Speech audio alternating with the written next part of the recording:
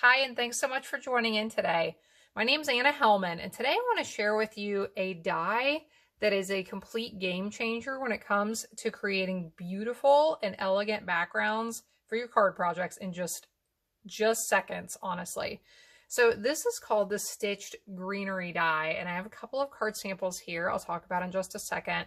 In this video, we're going to create a third card, which we're going to add another technique to enhance the look of this beautiful stitching on the cards. And I also want to share with you a tip for how I find it easiest to use this die, because I do find there is one little quirk to it that you want to learn how to work with it. So this is the Stitched Greenery die. It does not cut any pieces out. What it does is it just cuts the little stitching marks, the little hash marks, to create this beautiful foliage pattern on your piece of paper, whatever kind of piece of paper you want to use it with. So let's look at this one first. This is a piece of we have a pack of rose gold and I believe regular gold specialty paper that just came out in our new catalog, and it is just beautiful. It looks like metal. So I decided to try it on this piece of cardstock, and it is just gorgeous. So this piece, all I did was I don't know, I guess I'll call it cutting. I die cut that piece and then put this card together really quickly with I decided to use the Elegantly Said stamps on both of these cards. I thought these really elegant greetings looked really nice with the elegant background created with the Stitched Greenery die. So I created that one. Now you can create plain, solid backgrounds just like that. Just die cut the piece, or emboss is not the right word, but run it through your machine and just use that whole piece as a background. You can trim these down into sections, use them as panels. You could punch them out or die cut them again to create a shape, like a scallop circle or something like that. But I want to show you another way to use this that I think is going to be a really, really neat addition to how to use this die. So I'll pull in my cut and emboss machine. We will run this through quickly.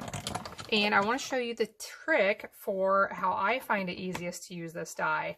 Now, typically, I would put my plate that I cut into on the bottom and the one I don't cut into on the top. I am flipping this around. And if you want to know the reason for that, it is to prevent them from warping.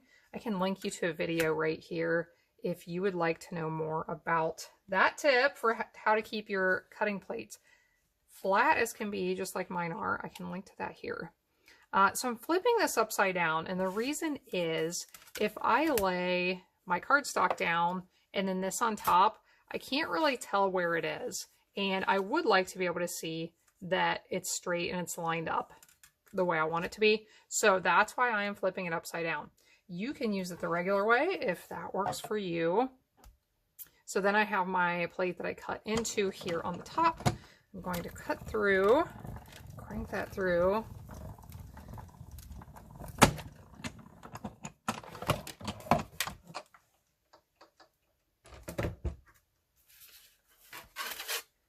And flip it over.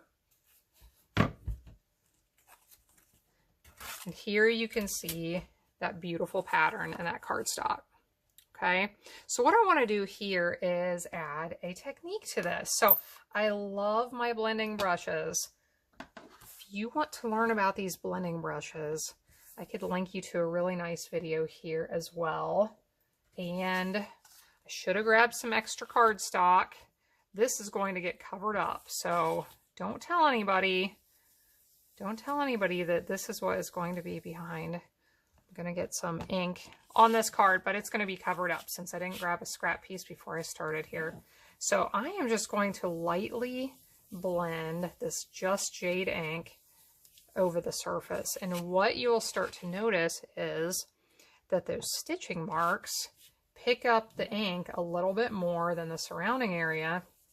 And it really helps to enhance that stitching and make it stand out even more. So we'll go all the way around this. I just love this Just Jade color. It's just a beautiful green.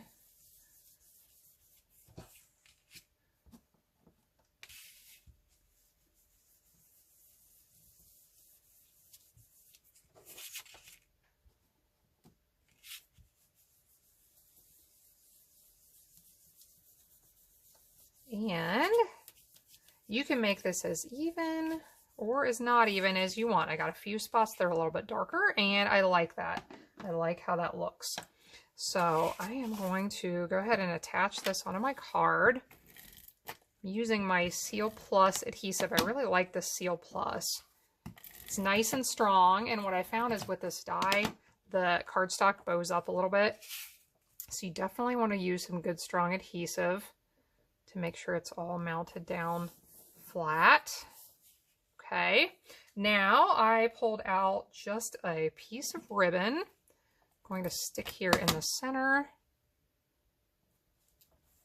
And I pulled out a tag from my fishing tackle box. Sure, a lot of you have seen this video. If you haven't, I'm going to link here to how you can create hundreds of sentiment tags in just minutes and keep them organized and on hand so that when you're putting a card together, you don't have to spend a lot of time on a tag. You can just pull one out of your collection. So here is our third sample. So again, here is that stitched greenery die. Here are the 3 samples we've created. And I hope this gives you some ideas for how to use this die and how to create some really beautiful cards quickly with it. Thanks so much for joining in today. Please make sure you subscribe to my YouTube channel down below. You can shop for the products that I've shown here today using the link in my video description, and I really appreciate when you do that.